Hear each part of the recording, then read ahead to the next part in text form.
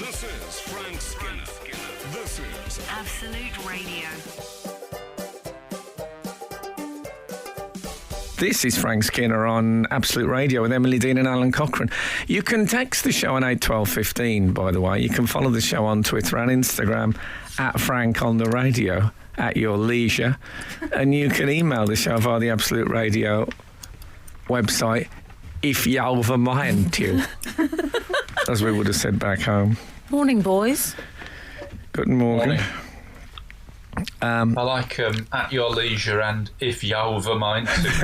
all transatlantic today. Exactly. It's always good to have alternatives because you don't know who you're going to meet. You could be in a bureau de change, for example, and you never know who's going to come in next and from whence. Do you still get the... I miss the bureau de change. You know what? I've had a whole burst of... You know, I used to do a thing on this show called Whatever Happened To. Yeah. And this was, as some of you may have guessed, this was the jingle. Whatever happened to... And then it would be a thing that I hadn't seen for a long time. And I sort of had a few this week come to my mind. But the Bureau de Change, I thought still... I think it still exists, doesn't it? Otherwise, where do people get their change? I think it exists, but I imagine I don't know. I imagine people are less likely to take too much cash abroad with them. Well, people still use cash. Yeah, but you thought it was a revelation to you maybe 6 months ago that travellers' checks were a thing of the past. I know. Well, I had a long conversation at a New York hotel desk about they wouldn't cash my travellers' checks. I didn't even mention the luncheon vouchers. But, Bureau de Change. If I... And one never writes this off, you know, I used to have an enormous drinking problem. If I was homeless, I would sit outside a Bureau de Change. That would be my slot. And as people came in and out, I'd say, have you got any spare change, please? Just so I still had a bit of comedy in my life, even in that period of hardship and perhaps loneliness. Goodness.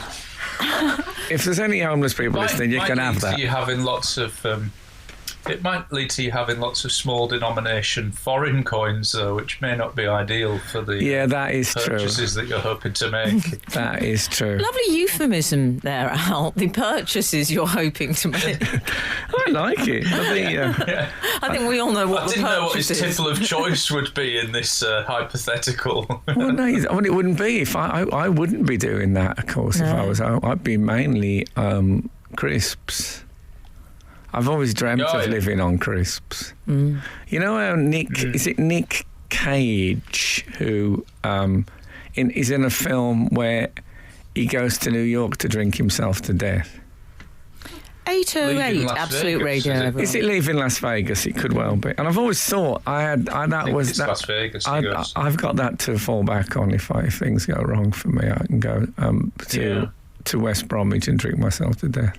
Okay, well, it's lovely to know. Yeah. How is everyone? Well, I think you gotta have a dream. If you ain't got a dream, how you gonna have a dream? I don't know if you can sing that song anymore. I think it's been written off as... Is it problematic? I think it's problematic, yeah. Okay. Can I tell you... You can sing it in the voice I was thinking.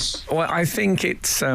I can't even discuss the grounds without putting all our careers on the line. We can't discuss the grounds, but I would like to... I haven't heard that since I worked at Kenco.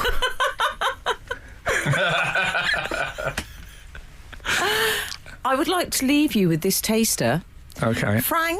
Alan, you may recall, Frank made a joke combining Domestos, the product, with the character Davros from Doctor Who. Yeah. And he felt it was one of his finest ever jokes. I thought my greatest work. He was very pleased with himself, if I remember rightly. Well, we've had some responses from the outside world. Anything from Michael Wisher? No. Or is someone who played Davros? Dead. I think dead, but you know. Frank Skinner on Absolute Radio. Give me some Davros. So, and we will rule the world. Sorry. Very angry, Davros. Al, this is Frank's ultimate fantasy. Not only is it potential praise with a Doctor Who theme. So, firstly, Simon Lee. I'll just share two with you. Old Simon Lee, the huntsman. Simon Lee says... Anyone who got that, congratulations. Hi all. Just finished listening to last week's podcast, and I have to agree that Frank's Domestos joke is one of the best I've ever heard. Okay, Wow. that's one. I mean, amazing. He won't like one of the...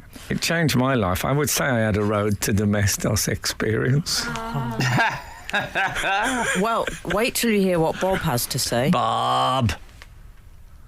Fair play. Hearing Frank's Davros Domestos joke in real time was a privilege. Oh, yeah. Hashtag, where were you when Frank did the Davros Domestos joke? Well, that's what I feel like. And it's much nicer than when Kennedy got shot. It's a more positive celebration of the human spirit and ingenuity It is. than blowing somebody's head off, for goodness sake. Anyway, I'm going to do one of these. Here we go. Oh, yeah. Whatever happened to people sleeping in the house with a newspaper over their face? My dad would come home, read the paper, and then, because we got the light on and that, and the telly, for somehow it blocked out everything, he'd lie back, put the newspaper over his, generally the Daily Mirror, and then he would sleep for like an hour or so, like that. And sometimes you might spot a dad on the beach, I found. Yeah, but on the beach you can see it as a protective thing. But this was just to keep the light out of his eyes. And I just wondered if anyone still does it. It was an incredible... The closest I've come, I spoke to Mo Farah once about sleeping in an oxygen tent, but it's not quite the same, is it? No. Much more And elaborate. did he not get newsprint? This was in the days when the newsprint would It was have... very hard to tell because we only washed our face about once a fortnight. So that wouldn't have been a big... we didn't often get Was your the... dad a bath or a shower fan? Look, can I be absolutely honest with Yeah. you? In order to get hot water in our house, you had to put the coal fire on to heat up the water. I would say by the time my brothers and sisters had left and it was just me, mum and my dad, I would say in a year, if we had 5 baths between us, that must have been a hell of a summer. Wow. Yeah, it wasn't a thing. We had stuff in the bath. It was a storage area. Times have changed. Well, ours was a storage area. My parents kept alcohol in there sometimes Did on they? ice. Or took Yes. ass's milk. Ours was in the kitchen as well. There was the cooker and the bath in the same room. Anyway, look, you don't know hear about my. I feel really humdrum now that my family used the bath as a bath. Yeah.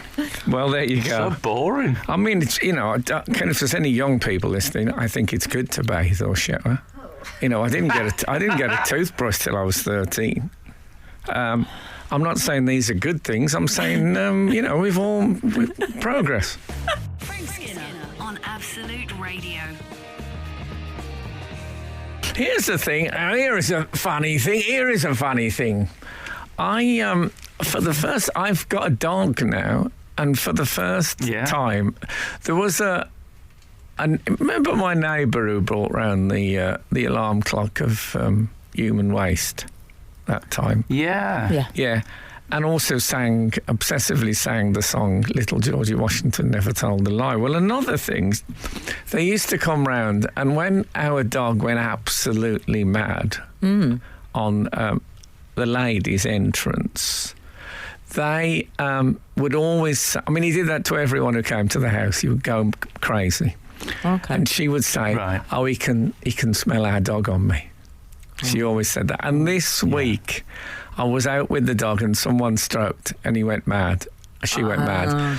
And the person said, "Oh, he can smell our dog on me." And it reminded me that the next door neighbour said it so much that I started, influenced by my regular Catholic mass going, I converted it to a sort of Gregorian chant.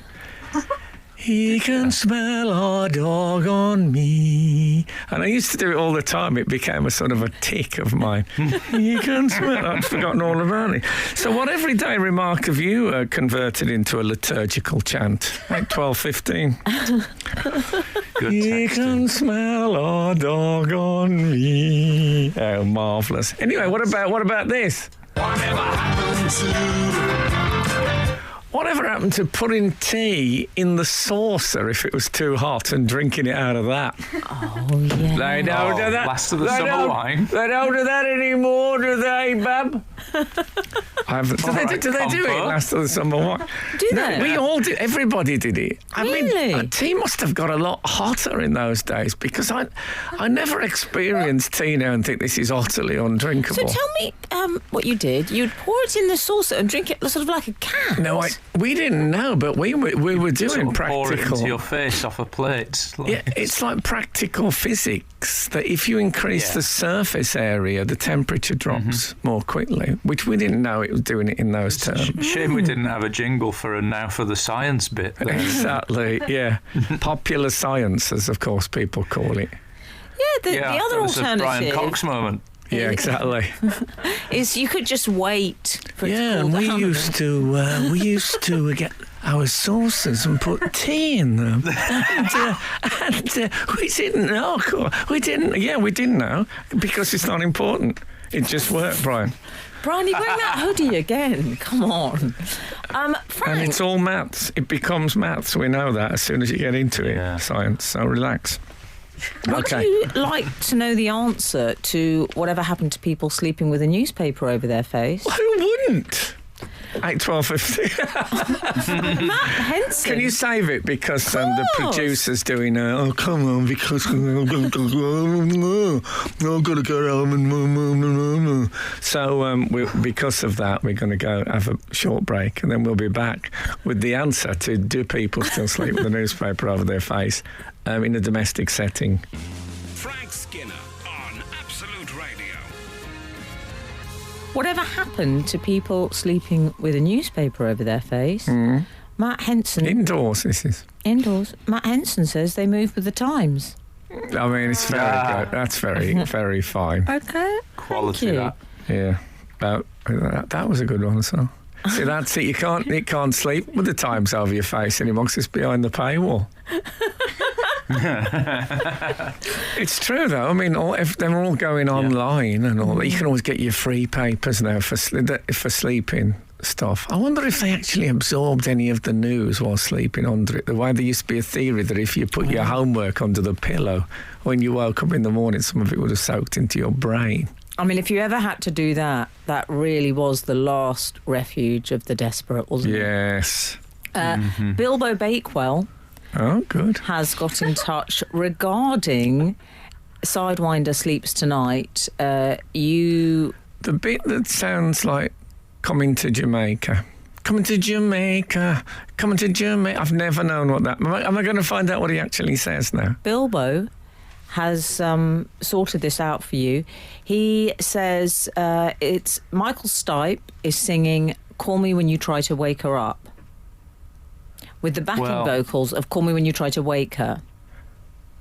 Oh, so he's actually saying, wow, how does he get it all in there? Call Me When You Try to Wake Her Up. Well, 195 is suggesting that it's come on in, try to wake her up. Come on and try to wake her up. No. And 845, who I think might be having a shot in the dark, is suggesting, I always thought that song sounded like it was saying covered in charred bacon. I'm not sure that's No, I what it is. don't know. Sounds delicious. We're getting into misheard lyrics here. I'm thinking it's a lyric that works a bit like a yard of ale. I don't know if you ever tried to drink a yard of ale, but it's all going very well. And then if you over tilt, you get a ball of like a tsunami of beer coming down the pipe towards you and you're in trouble. And it's a bit like this. The lyrics suddenly go, and it's all bursting out. We still don't quite know what he said. Yard of ale is what you'd be spending your foreign coins on in that counterfactual outside the Bureau de Change, isn't it? I didn't like drinking it by the yard. I found it was a bit showy. I was on the plane back from Ibiza once and I sat next to a gentleman. Legend. Yes. I sat next to a gentleman who had a certificate he was showing me. It was an actual certificate for drinking a yard of ale faster than anyone else in his entire 1830s group. Respect, can I say there is more to it? Alan's actually clapping. Man. Al didn't say legend, which is incredible. No, he was so moved he could only applaud. I just thought a moment of applause was relevant.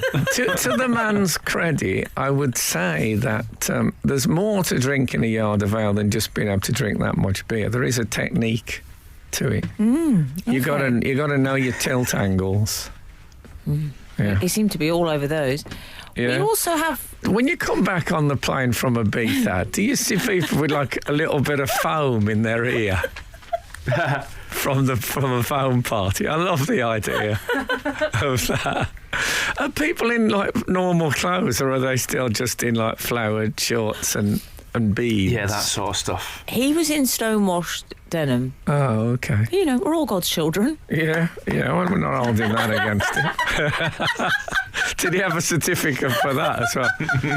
To say where the stones were sourced from. Frank Skinner. Absolute Radio. We have from Juan Lyle. Juan?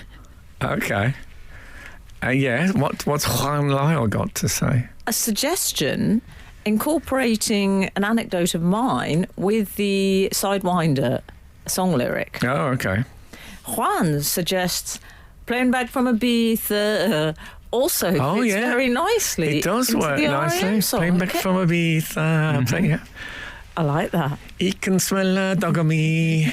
No, that doesn't work. It works better as a liturgical chant. He can smell a dog on me.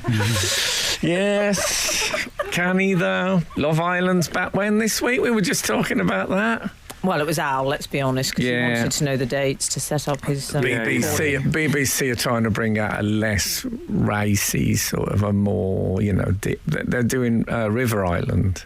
Apparently. Oh, yeah. There's people going in and trying. I wonder what people will wear. Yeah, exactly. Not overly expensive jackets and things they go and try on in there. It's lovely. A lot of brown wood, I always think, River Island. Yeah. Brown wood finish to their shops. Nice. I've had people watching. I think they're trying to give it a sort of Howard's Way theme, almost. What, sort River of life Island? on the river. Yeah, there's a slight nautical I'd vibe. watch. If River Island was on one side and Love Island was on the other, I'd watch River Island. Would you? Such is my loyalty to. Is it St. Anne? Is it St. What's their brand? Is it St. Anthony or something? Oh, do they? You know when shops have got a brand that's different from their shop? Like St. Michael. St. Michael and used to be Marks and Spencer. Yeah. Yeah, I have a feeling that They don't do that. I think River Island has got its own name. Am I wrong? If there's anyone out there, I had a friend of mine used to window dress for River Island. Okay, stop showing off. Yeah. Connected. Yeah. John Hopkins, boys. Hopkins? Doesn't he call a lot, John Hopkins? Is he a regular? Does, but not to a degree where it's disturbing. He's a lovely regular. I think of it because I once saw a one-man play about the Victorian priest poet Gerard Manley Hopkins, which begins with him saying Hopkins, Hopkins over and over just to hear the sound of his own name. So every time you say it, I think of that. And this week I've actually done it out loud. That was the Poetry Song, everyone. Broadcasting to you live. You bet you're a bippy. John Hopkins has a lovely image of you sat outside the Smethwick Bureau de Change with a selection of hats to collect all your different currencies. He's suggesting beret for francs. Francs, of course, Fez for your Turkish lira. Isn't the problem that they're all euros now, most of it? Yes. But he's unencumbered by these details. Okay. Sombrero. That'll Euro. be Mexican pesos. Yeah. And bowler hat for sterling. Very nice. Oh, nice. The only one that's still legal tender. But if you collected outside the Bureau de Change, it wouldn't matter if some of your change was from overseas, because at the end of the night, at 1 minute to 5, you could nip into the Bureau de Change and get it all, become a little thing. Oh, here's Alfie. Here's Alfie try, with but the... I bet they wouldn't take coins. Really? I bet they would. Oh, you'd have to go on a plane and put them in that little envelope for the poor children. Oh, no. And how are you going to do that if you don't have any money? I mean, the whole scheme has fallen to pieces. Oh, sigh, exclamation mark. This is Frank Skinner. This is Absolute Radio. This is Frank Skinner on Absolute Radio with Emily Dean and Alan Cochrane. Text the show on 8 12 15. Follow the show on Twitter and Instagram at Frank on the Radio. Email the show about that via the Absolute Radio website. Sorry. Al, I was going to say we've had contact. We've had contact from Helen Haywood. Thanks for the tip. HH. I'm trying to tell my partner the Domestos and Davros joke, but I can't remember it. Help. Yeah. Two exclamation marks. It went like this. I think you brought up Davros, Emily, just in case anyone thinks I keep crowbarring in Doctor Who. And you said you never really see him at home, do you? You never see him relaxing. And I said, no, you never see the domestic life of Davros, or Domestos, as I like to call it. That was the joke. It fell off me like windfall fruit. There was no previous crafting that I was aware of other than my subconscious comedy genes. Okay. Have you seen my comedy genes? Stonewashed. I mean, who knew we'd get the director's cut of the Domestos joke? Yeah, I thought, it's sort of the commentary, DVD commentary on the Domestos joke. Yeah. Why not? It's fine. Now, I think we were going to talk about that dark-haired woman from Friends. Oh, Courtney. Yeah, you didn't do it. No. You're supposed to say Courtney Cox, and I say not lately. There's very few jokes. It's a poultry hunting joke. There are very few jokes that you can really lead people into. It's something I've discovered. Why do you think I intentionally avoided that one? If you say my dog... Because of the nature of it. If you say my dog's got no nose... how does it smell? What's the chances of someone saying, how does it smell? I mean, exactly why I'd never asked that question. Yeah, it's very hard. If anyone's got any jokes where you can genuinely entrap the other person into giving you the feed line, I'd like to know what they are. My wife's gone on holiday. Yeah, but no one's going to say... My wife's gone to the West Indies. Yeah. Who's going to say Jamaica? Yeah. Possibly. Yeah. What about my wife's just gone to Italy? Do you know her? Should do. We've been married 6 years. And, of course, my wife's just gone to Indonesia. Jakarta. No, she went on an aeroplane. Yeah. Okay. or of her own accord is that Jamaica? Yeah, we've got all of them here. But people, what I'm saying about those jokes is that people don't say. They don't take the bait. Yeah, they don't say Jakarta if you said you've been to Indonesia. And they certainly don't say Genoa. It's generally pronounced Genoa. And for who would that be the first port of call if they thought of someone going to Italy? They'd say Rome or Venice or... I'm not really sure people's general geography knowledge is good enough for these jokes. No, but I'm on about... There are general jokes where someone, you take my holidays, I can't, I don't have time. That kind of people don't naturally lead you in. And I can try. I mean, I thought Courtney Cox was in with a chance there, but no, I intentionally avoid those routes, Frank. Yeah. Okay, I'm sorry.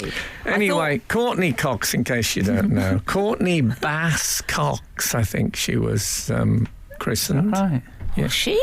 B-A-S-S. Could be bass. She had anything to do with Lance Bass, the cosmonaut who used to be in one of those boy bands. Cosmonaut? Yeah. I know you always ask this and you say, what, is he Russian? No, he trained as a cosmonaut, Lance Bass. Okay. Google it. Well, now sounds fishy to me. She's one of the Basscocks. Still, never mind the Basscocks. Oh, Frank. Let's get on. What she's done this week, we should say, Courtney, is, bear in mind, this is a woman who was in what would it be reasonable to call it the biggest sitcom of all time? It's Yes. certainly one of, isn't it? Yeah, she was in that for 10 years, and they all ended up on £1 million an episode, $1 million an episode. Yeah, not it's bad. all right, isn't it? It's But not bad. But now, I don't know how long it's been since it ended, but now she has been in an interview with Howard Stern, saying 1996. that it still really gets on her nerves that she wasn't nominated for an Emmy in that time, whenever all the other cast were. Now, she is my kind of girl. I love that is still gnawing. Oh, man. Good old Courtney. Frank Skinner on Absolute Radio. Ultra Magnus has contacted us, one of our regulars. He says, calling Friends the biggest sitcom of all time is doing hashtag Shane a massive disservice. Well, I think I'm probably on fairly safe ground. Just in case you don't know, I wrote and starred in a sitcom called Shane. I wrote 2 series and only one of them was broadcast. Over to you. I think And you do take a Courtney Cox public bitterness approach to discussing it. I do. I think this is what I like about, because Courtney could go on. I mean, she won other awards while she was doing that show. She did. And then she did like Cougar Town and won awards. But Yeah. I think But we it's can't get round the still wins a lot. fact. You don't have to dig very deep into this conversation where she mentions that, but all the others won them. And then she says, now I'd like to have been in the studio when she said this. She said, I was really happy for them. Yeah. I hope there was a silence in which she looked at Howard Stern and pulled a face of, I wasn't. I mean, let's be honest. When I read that, I thought, yeah, it seems legit. Can you imagine now if, let's say, on Unplanned, David Baddiel had been nominated, the child who sung "It'll Never Work" in the opening credits, and perhaps a makeup artist had all been nominated for a BAFTA, and Frank hadn't. I'd have been happy for them Yeah. to die. Let me finish my sentence, please. Okay. I must say, I never. Were you a Friends person, either of you two? Yeah, I liked it. Okay. Can I tell you? Obviously, I was a bit. I found the title a bit alienating. Oh yeah, in real life, mine have all gone, but I like the sitcom. Yeah.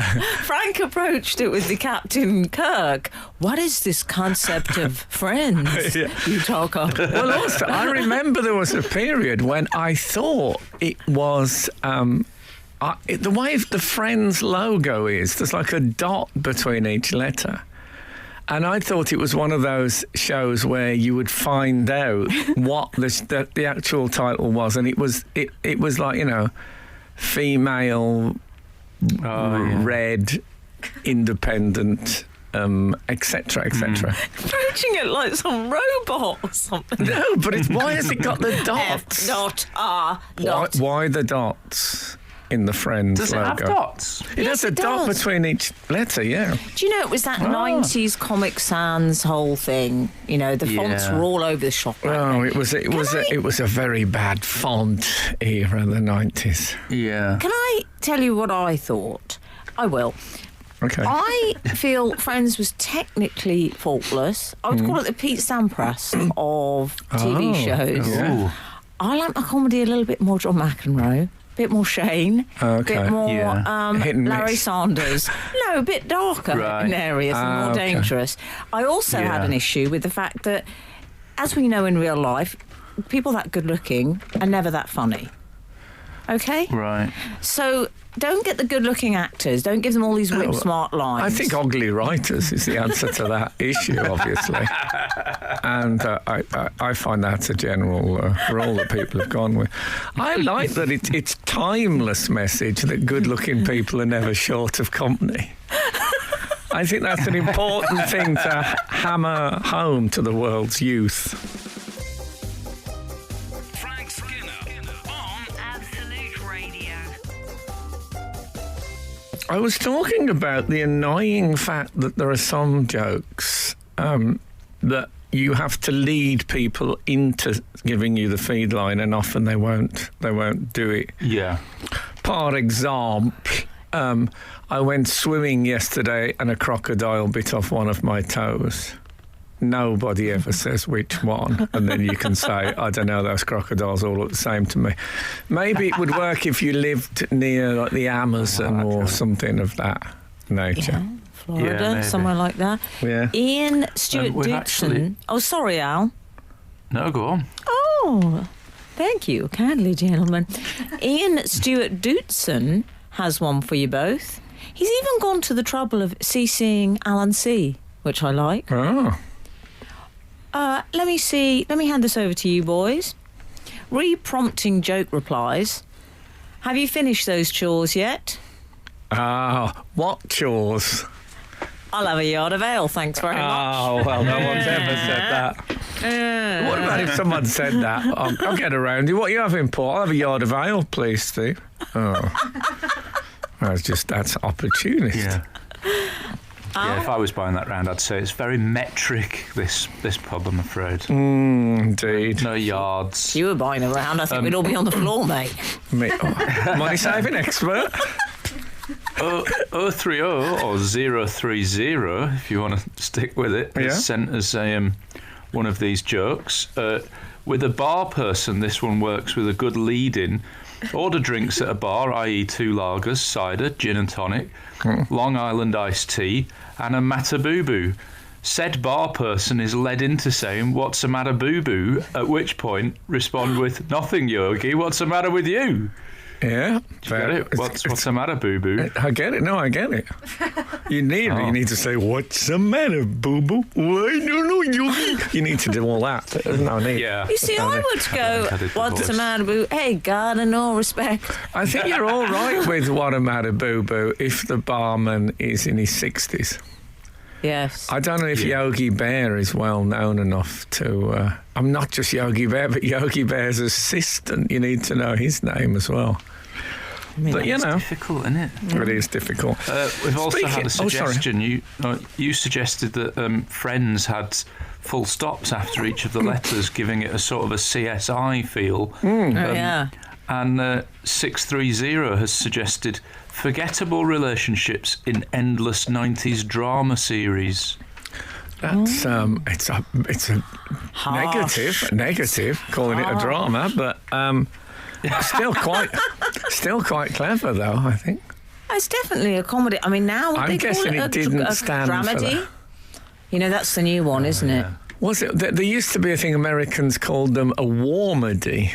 Oh. Which was a show which had a lot of warmth, and I think a lot of your modern, not your kind of Mrs. Brown's Boys, but your modern done without an audience sitcoms are based often they're comedians who really want to be actors, and so they keep it fairly drama based, so it might lead to other things.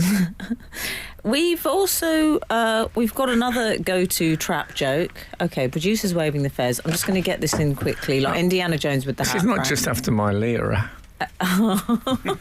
Go on, fire it off. He's leaving Friday. Who? Go on. Robinson Crusoe. Yeah, there you go. It's very. Again, there needs to be a knowledge of not only it's a sort of a boo-boo. It's a sort of a more literary version of boo-boo. Is that you need to know the sidekick as well as the main character. Frank Skinner. Absolute Radio. Do you know how much those friends got paid for that reunion? I do. No, go on. Did they all get the same? Yeah. Oh, yeah. They always get the same. They're very good like that. Oh, do they? Okay. They're like a handful for parish council. You know, they keep things fair. They basically had to sit on the sofa for 90 minutes and say we loved it, but they got $2.5 million each. Did they really? Yeah. Okay. How much would you That's and all right, David isn't it? get for It'll Never Work? No, we took them separately, but I would love it if you did that again. what I like about they have their cross to bear though. I can't think of any program where you see more pictures of one of the stars looking young and then a picture of them looking old right next. They really cannot stop that with Friends. Yeah. Oh, what happened to poor Matthew Perry? That picture. I mean, I didn't know Friends, but Emily and Sarah, our producer, were saying that Matthew Perry was he was the man. He was the funniest guy. I didn't realise that. I think he was. Chandler was the... Well, he sort of altered our entire lexicon, essentially. Did he? Yeah, with the use of so. Okay. In what context? Well, in a very different context to how it had ever been used before. It's a sort of... how would you describe it, Al? It's a sort Give of... us a par example, as we say at like the Bureau. An intonation thing. The intonation. Give us an example. A classic Chandler. Yeah, I don't understand. But do you not understand? No, what do you mean he used just so really in a emphasised different the way? word Are you not so. familiar with the way he emphasised so? in Well, Friends? if you are, why can't you give me an example? Well, it's just a word. I'm so not doing that. Oh, he did. Oh, he That's started him. that, did Chandler he? invented that. Whoa, well. Okay. That's, We all clear on so? that Yeah, puts him right I up there found with that Sir so Humphrey tense a minute Davy. ago. I found Okay. it very tense. Interesting. Found it so tense. Matthew, well, I just didn't So- understand it. I don't want to be one of those I'm people sorry. who pretend they understand something when they don't. Is everyone so across that now? I so get it. Do you think Courtney I thought Cox Graham gets a lot Norton of had- emails? Courtney Cox gets a lot of emails. From me, Yeah. she does. Does No, she? she doesn't. I always just thought thought she was very lovely lady. I just thought with her initials she might get a lot of emails. Oh, well, of course, they used to be my initials in the old days. What would you say about this, boys? Daniel Skipsey. Is MASH,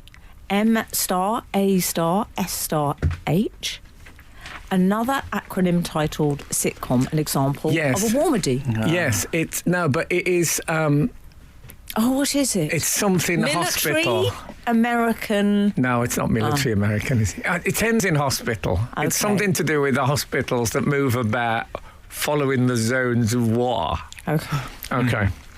But yeah, that is but I think we've worked out that Friends isn't an acronym. So not We'll an get acronym. rid of the dots, guys. It's not too late. Call in those box sets. Have you got a box set of Friends, Em? No. Al? No. Okay. I've got... Nah, never mind. Frank Skinner. Absolute Radio. Absolute Radio. Can I ask you a Friends question? Sure. Sure. Central Perks, which was like what the main, like the central, not in their flats place on Friends. Is that for me, unless I don't get it, is a lame kind of a pun, isn't it? Because it's based on Central Park, obviously. But what is what are the perks? What does that mean? The coffee perks one up, I think. Is that it? Is that the best they could come up for a joke that's going to be in every show? I'm trying to help them out. No. I Why mean, don't you should write them a letter or something. do you think I have grounds for complaint? Well, that's good. That would have been a better title for the coffee shop. Yeah. We've had, I've just heard from David Baddiel, which always fills me with happiness. And What's he complaining about? he's not complaining. Oh, okay. He's just adding to the content this morning. And he has quite correctly pointed out that Chandler's intonation, he was more famed for the use of be E.g., could you be any more stupid? I don't know if that was aimed at me. I hope not, David, because I love you and adore you. 573 is the same point. So that was Chandler, was it, who did that as well? I would say... I didn't realise they were such linguistic pioneers, the Friends cast. I would say they're correct. I would say that doesn't make me incorrect, because I still would put So in the category of what I call the 90s irony emphasis. For example, previously one would say, oh my God. Now, since Friends, it's oh my God. Okay. Oh, yeah. So that was Friends. And then, of course, that travelled to OMG, didn't it? There you go. Am I right in saying that not at the end of something you've said that is Wayne's World, is it? I think you're correct. Please tell me that's frankly. Wayne's World. I think there's a comedian who lays claim to that, who does Really? a bit on So-called Curb Your Enthusiasm. Is it Richard Lewis? I think he claims that he invented not. Well, I do wonder that about, when someone David sits, will know. you sit in a bar with someone and they're turned away from you and you say, oh, nice to see you back. Did somebody write that? I mean, you're stealing someone else's joke if you do that. David Baddiel, by the way, on the subject of Courtney Cox being angry about not getting an Emmy, I'm sure he wouldn't mind saying... He wouldn't mind me. Well, you know what? We'll soon find out. He told me that when he watched the British Comedy Awards alone, and he found himself saying, "That's wrong, that's wrong," over and over. I hope he doesn't mind me telling that. I mean, that's something I love him for and identify with it. And you know what? He was probably right on every count.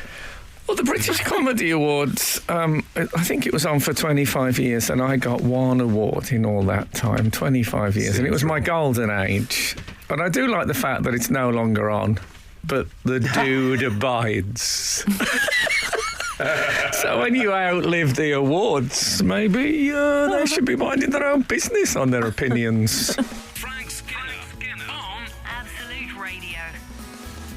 This is Frank Skinner on Absolute Radio with Emily Dean and Alan Cochrane. Text the show on 81215. Follow the show on Twitter and Instagram at Frank on the Radio. Email the show via the Absolute Radio website.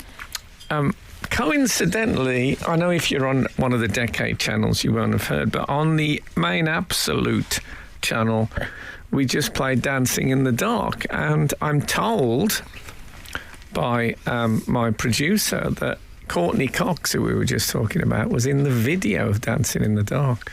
Is that correct? Good trivia knowledge. Here's a bit of trivia. What is Courtney Cox's connection with the band known as The Police? And known as the Police, as opposed to the band who are indeed the Police. Yeah, I just was trying to avoid saying what's her connection with the police, getting her a bad reputation. They want to talk to her about the inquiry. Exactly. Yeah. Well, it's either to do with, it's one of the triumvirate, I'm assuming. Is it a personal connection? Yes, it's a personal connection. Okay. Is it a stepdad or something? Sting, I'm going to give Andy. Al that. Are you? Her stepdad is the uncle of Stuart Copeland, and I think she also went out with Aaron Copeland, maybe, or one of the Copelands. So she's all over the police like a rash. You've a cheap suit. Yeah. You suddenly Also- got a lot of police intel. I know. Right? Yeah. Police intel. I'm afraid we've been picked up quite a lot by the Well, I never outside complained world. about that. Have we- I don't know if you remember, just a link or two ago, we were pouring scorn on the weakness of the pun of Central Perks, the cafe in Friends, and many people have texted in to say that they think it's a reference to the coffee machine, i.e. the coffee percolator, so Central Perks. Yeah, and that rescues? That rescues it, according to the 3,000 texts I've just I read. would say it's a bit of a shaky life off, that one. Yeah, I think when you've got a team of, I think, over 3,000 writers sitting in a room, and they say, here's a joke that's going to be in every episode, a shortened version of the coffee machine punning alongside Central Park is simply not good enough. when Any of our very, I think, brilliantly punning readers would like to offer what the coffee shop in Friends would have been called in an ideal world. You've got, New York and everything to choose from. Yeah. I'd love to hear from them. Shame the Harvard lot. Can we please have a small interlude for what I call Badil Communication Corner? Oh, okay. Can I say, I've got to tell you this. I'd said that thing about Dave saying that's wrong when he's watching the Comedy Awards, and I thought, is he going to be all right with me saying this? And then that moment when a text comes through, you can see the dots. These dots come up, which means the other person's writing the text. It's always a tense moment. Have you ever had those ones when you're looking at the dots, and then they've gone? So the other person thought... Story of my life. Actually, I won't bother. Yeah. I really want to text them then and say, what? Anyway, what does Dave say? Has he taken it well? The 3 dots were completed. Okay. David Baddiel has this to say. Richard Lewis, you may recall you referred to him, Al. You said he claimed to have invented... The not joke. Not! David says, Richard Lewis claims to have invented From Hell, as in she was the girlfriend from hell. Oh, okay. Oh, really? Great thing to claim to have invented. Brilliant. Not was definitely Wayne's World. Hooray. Finally, I can confirm I did invent That's Wrong, That's Wrong. The British Comedy Awards. Brilliant. I love David Baddiel. I love a sense of these ownership things. I remember the late Jeremy Hardy complaining that Jack D had stolen his timing. I mean, you're getting there into a fine area. Frank Skinner on Absolute Radio. Ian Angle has some Central Perk suggestions. Okay, I bet he does. Renaming it. How about Has-Beens?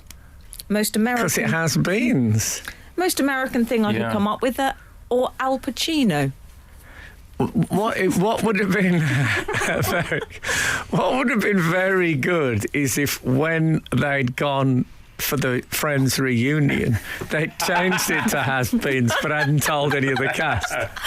And they just sat there in front of them. I'll be there for you. Just put Has-Beens next to a boarded up Central Perk. Yeah. But just sit them in front of the sign and they never notice, and they're talking reminiscent about the old days in a warm-hearted way.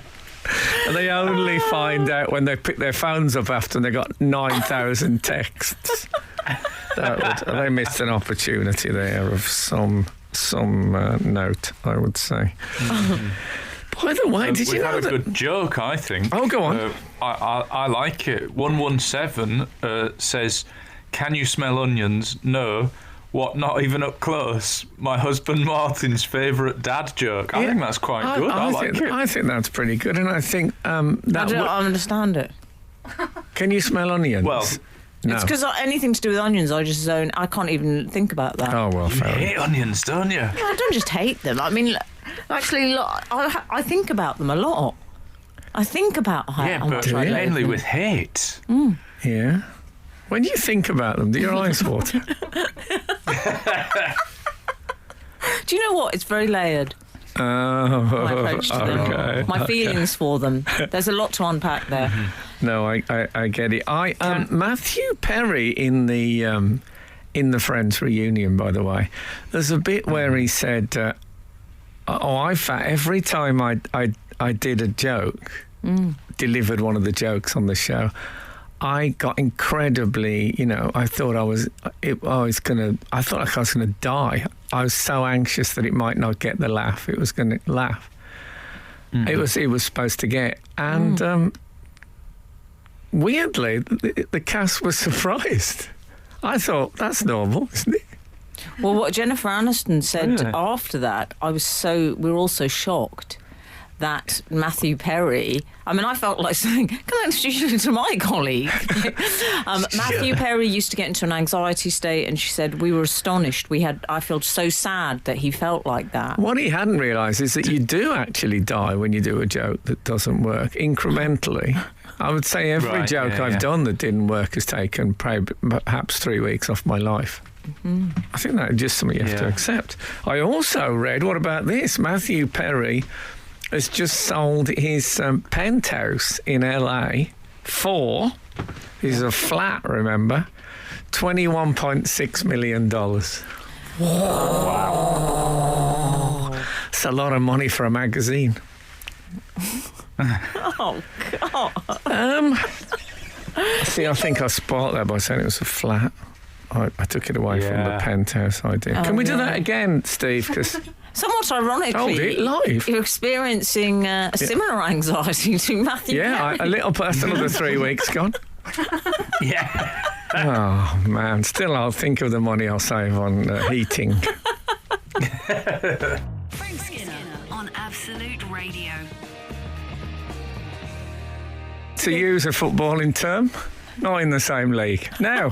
Hey. It's nice to give the runners-up a little outing now. Exactly. Yeah. We've got some Central Park. They were our John the Baptist, I think. they paved the way.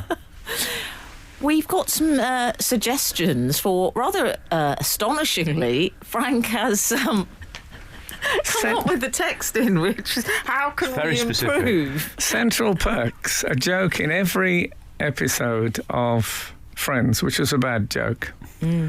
I mean, the people who say, oh, well, it's about percolators, in that case, it should have been Central Perk. Then it would have been a better pun. It was Central Perks, Perk. wasn't it? I thought it was Central Perk. We'll ask Sarah. Central Perk. Oh, it was singular. Central Perk. Yes. Yeah, but do you trust Sarah? Yeah. Okay. Okay, well, I'll give them that. Nobody got the percolator joke. Well, I'll tell you what they have got. Okay. Well, I didn't. Paul Kirkley, he's come up with... Central Perkley? No. Paul Kirkley's come up with... Go on. The unbearable likeness of Bean. It's a little bit long. I like it. That's when too long. Mr. Bean started writing all those Wouldn't it be difficult novels. It'd be great if Mr. Bean had a sort of Woody Allen, I'm going to do serious stuff from now on, and the unbearable likeness. Really psychological. Awful. I just have an existential gloom. Yeah. And like at the deathbed of his teddy bear, it opens like that. Oh, Can you imagine? And they shot the whole episode in black and white. So like a sort of Ingmar Bergman. And he didn't pull any faces. He stopped doing that. He says that as he's sort of... just see him sitting on a church bench with the bell chiming. Oh, man. Anyway, that was for those of you who want to tune in to The Unbearable Likeness of Bean. David of Stourbridge. Stourbridge. How you brewing? How are you brewing? Mer? Okay. That's all right. Quite like it. I like it. And Gary Burgess, American Espresso. I know it's espresso, but I've intentionally added the X, so is he, as a pun on American Express? Oh, American yes. Espresso. Right. Yes, okay. Well, keep them flooding in. Okay. Yeah. Al's not impressed, I can tell. Al, what was your issue with that one? I'd like to lance the boil of something else, because we're getting a lot of texts about MASH saying Mobile Army Surgical Hospital. Oh yes, and, that's what. Yes, I said it was about moving about in the theatre of war. Yeah, that was specific. Well, mobile is definitely mobile. Come on, and hospital. I got the crux of it, but I didn't get the actual. Remember that the. Letter killeth, but the spirit giveth life, and I got the spirit of it. Okay. Yeah. I want to. Hold on, I've been shot up again. I mean, it's like trying to be funny through a portcullis. It's every time you take a breath, there's another piece of metal in the way. You need to go down the Mr. Bean route and start exploring darker options. Yeah, Mr. Bean's radio show would have been a pretty lousy thing, wouldn't it? Frank Skinner. Absolute Radio. You were discussing earlier a hypothetical television show based on the popular clothing brand River Island. 306 has texted, "Morning all. Wouldn't River Island be the Hugh Fearnley-Whittingstall version with loads of people wearing lots of clothes making sausages?" Well, Because, you know, his thing is River Cottage, isn't it? yeah, So but River Island is... do you think are they doing a gag, or have they got mixed up with River Island and River Cottage? What's your No, vote? I think they're doing a gag, Oh, fair enough. implying that Hugh Fearnley-Whittingstall uses the word river before stuff. I think that's what they're doing. Could it be something like St Anthony's or Sir Anthony's, their brand? The River Island brand. I'm still trying to remember it. Oh, yeah. Oh, yes. We were speaking of sitcoms. Now, you may recall, Al, that every now and again, me and Emily, Well, hurry up with the end of that sentence. we mention a sitcom we remembered as being brilliant, and that is Chance in a Million. And it's one of those, I don't think either of us had watched it for probably 40 years. Anyway, I have discovered it on Forces TV. And Frank Skinner Forces TV, I think, as I've seen a headline like that in the past. But it's...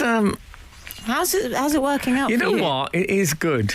It's good. I'd forgotten how much it was, I'm going to say, of its time. So there's a great many... Problematic. Women trapped in their underwear in a lift with him and that kind of thing. There's a lot of underwear. I'm more like, so I watch it with my partner. So... So there's no risk of me at any point enjoying it, so I can feel okay. It's a bit like, remember AA films where you had to take an adult with you so you couldn't enjoy them? Yeah, it was, it's like that. And so I feel good about that. But it is funny, and Simon Callow and Brenda Blethyn are fantastic in it, I must say. So, check it out. That's my. She's a sort of librarian, a sort of mousy librarian who's got a passionate inner life, which surprises you. Yes. It's a sort of Matt Hancock type. Oh my God. Structure they've got to it. Glad he's been mentioned. Could he be any more of a hypocrite?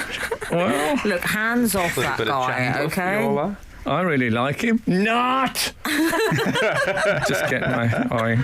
Can I ask though, on the subject, there is certain TV I would say I use. We were on a break. You know, I've used that. I have used that from friends. Chewing gum TV. This is what Terry Wogan said to me. TV is just like chewing gum. Do you ever have? Is there a program that you use as your on in the background, makes you feel happy, but you're not really giving it everything? For me, it's Allo Allo, which is on most nights. And even though there's like Nazis in it and stuff, it's a very there's a sort of very therapeutic feel to the show. It feels like it's from a time when things didn't need to be so fast and so... And also, you love French accents, don't you? Well, good moaning. The fact that bloke does that every show, he does the good moaning thing, is really... But I've always loved good moaning. It's amongst the funniest genre. Frank Skinner on Absolute Radio. We've had a text from 570 that I'd like to bring to your attention. It's quite long, but it reads... Granted, I missed the beginning of this Central Perk chat, but why is it a bad joke? It's a double pun. It's because it's near Central Park and Perk. I'm guessing they mean the Perk. I think it's serendipitous, as it could mean perk for coffee perking you up, which is my misunderstanding. And also, what's the alternative if they want it to be a pun on Central Park? Central Pork? And then they had the... I don't see why they couldn't have just met in a butcher's. Okay. on the show. No, carry on, Al, there's more. Let's all take it easy. No, the last bit is just a little bit of praise for us, even though it sounds like they're slagging us off. But, okay, well, we'll leave that. We don't read praise. Yes, Well, obviously I think some people like Friends, and so they've lowered their standards on the Pond Judgment, is what's happened. Okay. They got the whole of New York that you can pun on, and with coffee. I mean, surely. A team of writers. How many, say 18,000 writers worked on Something like that. Yeah, on I think Friends. that's ballpark estimate. Yeah. Which ballpark? Would that be the Mets or the Yankees? Okay. So there's that. And I think we've finally got an answer to what the dots are on the Friends logo. Yes. Because I was saying, I thought maybe that it was an acronym and the FRI, etc., stood for something. But I think Emily might have a very intriguing answer. Jane has been in touch, and she's forwarded some correspondence, which she's found on a sort of Reddit type forum, Quora, I think it's called. Reddit. Jane says a take on the dots between the Friends logo. Sorry, wrong emphasis there. The proposed theory, this is from a contributor on Quora, the proposed theory is quite probably true. The 6 dots between the letters in Friends are the colours of umbrellas which the characters were holding in the title song. Rachel and Ross red, signifying love, desire and passion. Joey and Chandler blue, signifying trust, faith, confidence between them. Monica and Phoebe yellow, showing conflict, as is relevant from the fact that Phoebe left Monica's apartment for the latter's controlling tendencies. Thank you. I love that. I love that people have worked that out about the Friends logo. I don't care if it's not correct. It seems to be like a fabulous structure. I really want to watch the opening bits now and check their brolly colours. Imagine what they've done with the opening credits of Shane. Yes, which was a song written by the man who wrote and starred in it. I didn't, just turn up and act like those guys in Friends. Still, that's yet another comparison between Shane and Friends. Don't you just get fed up of them? I wish people had stopped doing that all the time. Yeah. And Courtney Cox Bromley, of course, as well. Is she? Well, she's from Birmingham, Alabama. I don't know if they call do they call it Brom? You can't claim that. It's ridiculous. I'd love to know if they call them Brommies from Birmingham, Alabama. There'll be someone will know. Anyway, look, enough of this. Thank you so much for listening to us today. Mucho appreciatum. And I have to say good luck to England on Tuesday. If England can beat Germany, I will feel that the perfect summer that Germany took away from me in '96 has been returned. Anyway, don't forget you can also download the latest episode of my poetry podcast every Wednesday from wherever you get your podcasts. Sort of out that. I think we've covered all the flags and all the references to the forthcoming week.